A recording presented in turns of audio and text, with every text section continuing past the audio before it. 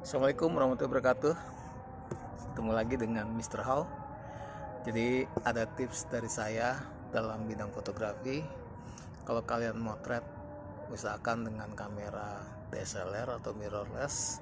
Kemudian pindahkan modenya ke manual ya, supaya melatih kepekaan kalian terhadap fitur-fitur yang ada di kamera, terutama mengasah kemampuan kalian dalam menilai segitiga exposure, baik itu dari ISO, speed, dan diafragma ya. Nah, tips dari saya lagi yaitu mengenai segitiga exposure ya. Usahakan ISO itu pergunakan ISO yang paling kecil ya. Misalnya di angka 50, 100, 200 atau 400. Usahakan pakai ISO seperti itu supaya mendapatkan visual gambar foto kita yang lebih halus dan tidak grainy ya, atau bintik-bintik. Kemudian untuk penggunaan speed ya, usahakan menggunakan speed dengan kecepatan di atas 1/30. Kenapa? Karena kalau di bawah 1/30 kemungkinan untuk foto kita menjadi shaking itu akan besar. Kemudian diafragma, pergunakan diafragma dengan bukaan yang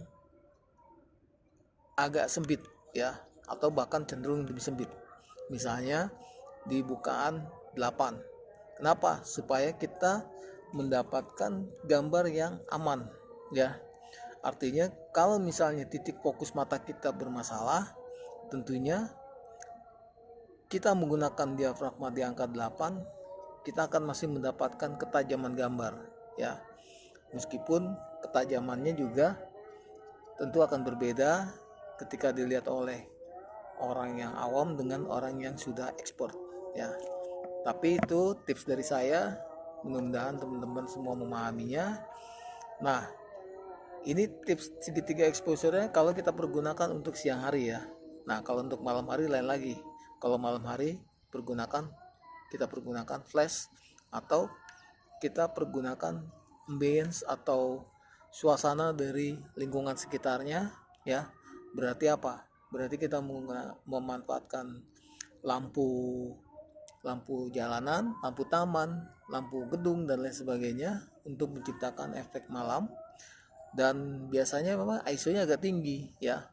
Nah, kalau kamera-kamera pemula biasanya ISO-nya itu sekitar maksimal masih bagus itu adalah 800. Tapi kalau kamera-kamera yang lumayan profesional, dia di ISO 2000 pun masih tetap oke gitu ya.